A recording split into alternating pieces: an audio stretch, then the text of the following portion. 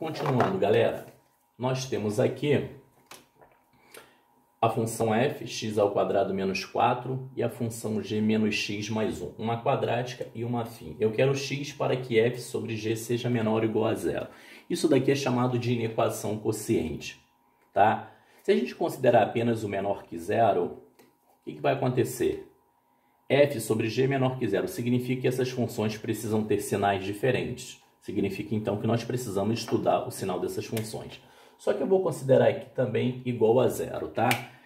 Agora, primeiro passo. Toda vez que a gente for resolver um problema matemático, se tiver variável no denominador, a gente deve impor a condição desse denominador ser diferente de zero. Então, eu preciso deixar destacado que eu não posso anular o denominador. Então, o que nós vamos fazer agora? Nós vamos estudar os sinais dessas funções. Para isso, precisamos calcular os zeros dessas funções, tá? Marcar o eixo x, fazer o esboço do gráfico. Então, vamos lá. Então, gente, nós temos aqui os zeros da função f. Igualei a zero, dá menos 3 ou 3. Esboço do gráfico. Então, nós temos que f é uma função quadrática com a positivo, uma parábola de concavidade voltada para cima. Como a função tem dois zeros, corta em dois pontos. A gente pode observar que todo x menor que menos 3 ou maior que 3, imagem positiva. Entre menos 3 e 3, imagem negativa. Agora, zero da função g, igualei a função g a zero, então x vale 1. Só que nesse caso ela é uma função afim com um coeficiente de x negativo, ou seja, taxa de variação negativa. Então ela é decrescente. Então a gente pode observar pelo gráfico que todo x menor que 1 a imagem é positiva e maior que 1 a imagem é negativa. Agora o que nós vamos fazer?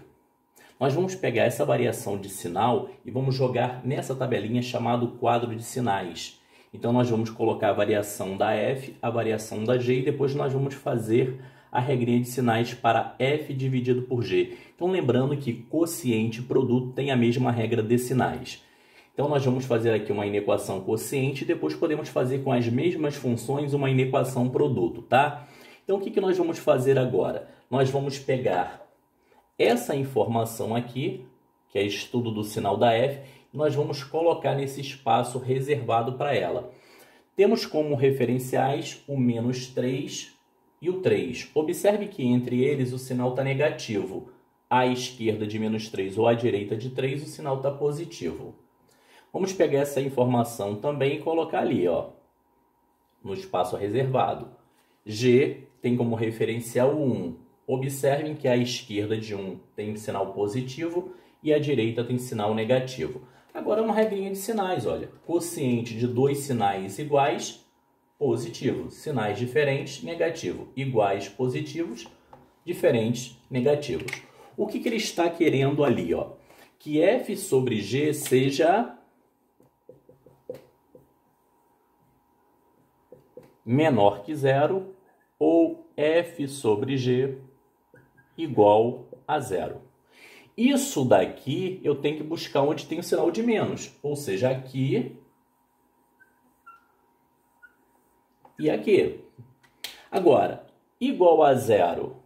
Ora, para isso daqui dar zero, a gente tem que tomar o seguinte cuidado. O denominador não pode ser zero. O zero aqui tem que ser a f.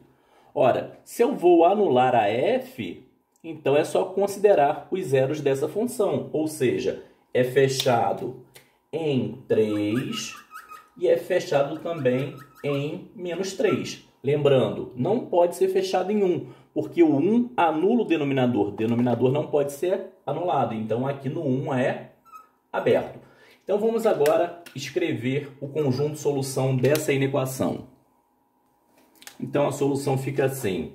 Maior ou igual a menos 3 menor que 1 ou x maior ou igual a 3. E notação especial de intervalo, fechado em menos 3, aberto em 1, união com fechado em 3 para mais infinito. Agora nós vamos ver também uma solução gráfica para essa inequação.